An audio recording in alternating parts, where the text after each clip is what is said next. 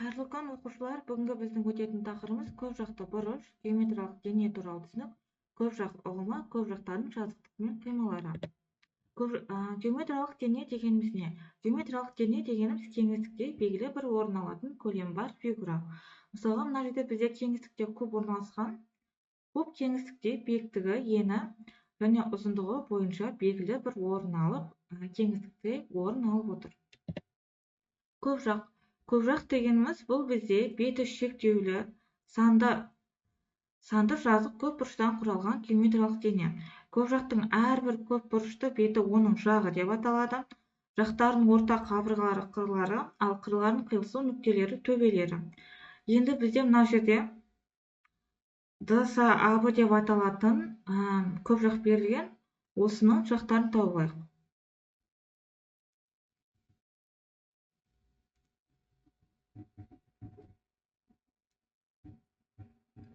Ең алдымен бізде ДСА жағы, ДСА үшбұрышы және жағы болып табылады. ДБА, ДБС және АБС. Осы төрт үшбұрыштан бізде көп жақ пайда болды. Енді біз осылардың ортақ қабырғаларын, яғни қырларын жазамыз. Бұл жерде қырлары бізде СД қыры, ДА қыры, БА қыры, БС қыры, ДБ қыры, сонымен қатар бізде АС қыры. Ал бұның төбелері ретінде бұл жерде бізде С, Д, А және Б. Осылар бізде көп жақтың төбелері болып табылады.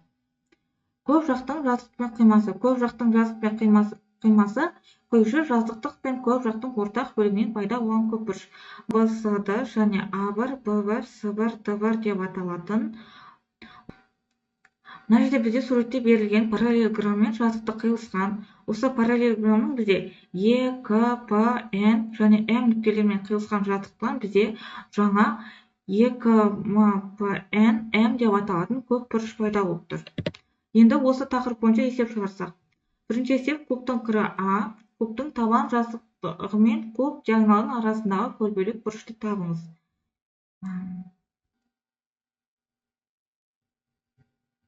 Есептің берілген жазайық. А1, Б1, С1, Д1 деп аталатын бізде куб берілген. Және оның кубтың барлық қырлары тең болғандықтан ол бізде А деп аталады. Бізден сұрап жатыр кубтың табан жазықтығы мен куб диагоналының арасындағы көлбеулік бұрыш. Табу керек бізде тангенциялға. Осы тақырып бойынша куб сызайық.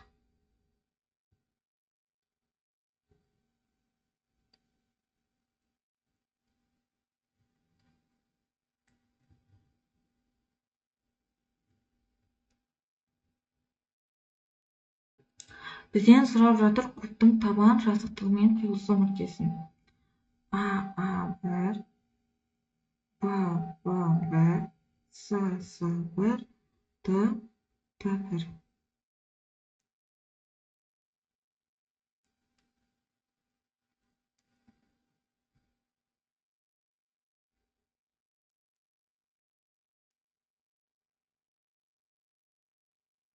Біз табу керекпіз мына жерді.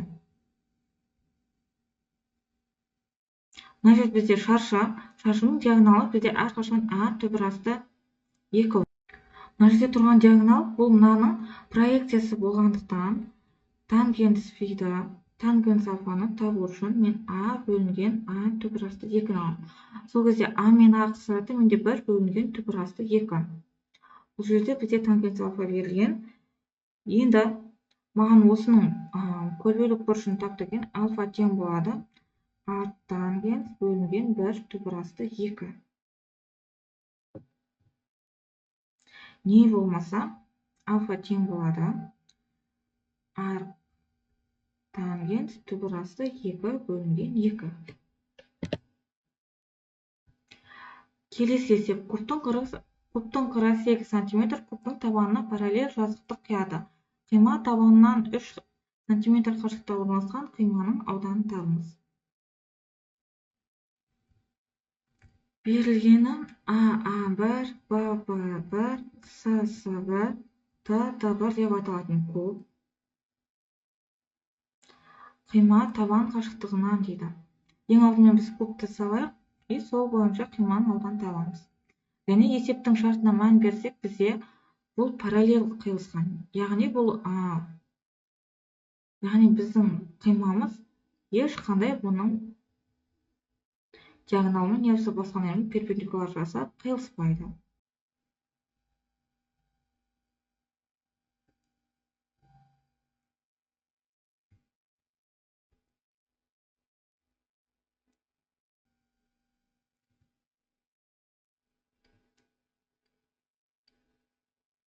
Яғни мына жерде бізде N, K, S, T деп аталатын жаңа қима пайда болды. Алыс орналасқан. Сонда A1N бізде тең болады 3 см-ге. Және біз мына жақтан мына екеуі бір-біріне параллель болып тұрғанын байқап тұрмыз. Яғни осы кезде мына екеуі параллель болғандықтан, мына жақта біздің кубтың қырлары 8 см болғандықтан, мына жерде тұрған жаңа пайда болған фигураның да бізде барлық қабырғалары 8 см болады. Сонда бізде табу керек SNKS-ның ауданы. Ол тең болады бізде А квадрат, яғни 8-дің квадраты 64. Сонда біздің жаңа қиманың ауданы 64 см болады. 64 квадрат сантиметр жауабы 64 см квадрат. Енді келесі есеп. Дұрыс төртбұрышты пирамиданың табан қабырғасы 16 см, биіктігі 15, табан диагоналымен бүйір қыры арқылы құрылған қиманың ауданын табыңыз. Ең алдымен біз пирамиданың суретін салайық.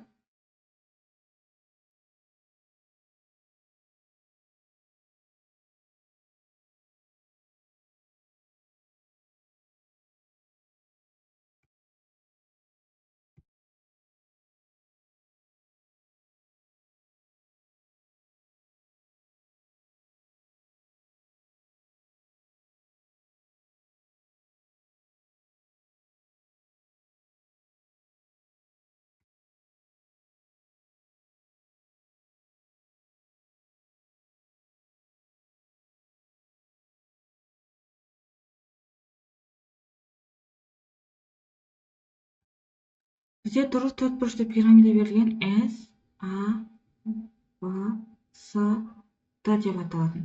Және есептің шарты бойынша бізде А, Б болса және дұрыс болса, оның барлық қабырғалары 8 см. Сонымен қатар бізде оның биіктігі берілген.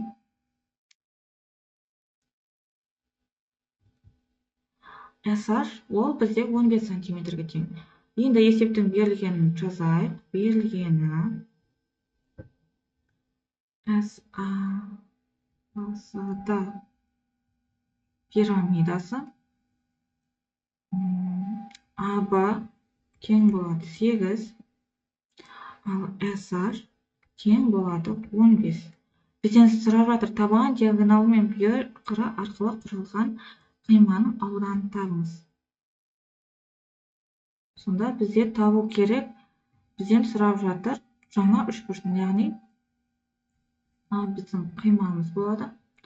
Табу керек SAK үшбұрышының ауданы. Енді мына есепке қарасақ, бізде мына жерде 8 см.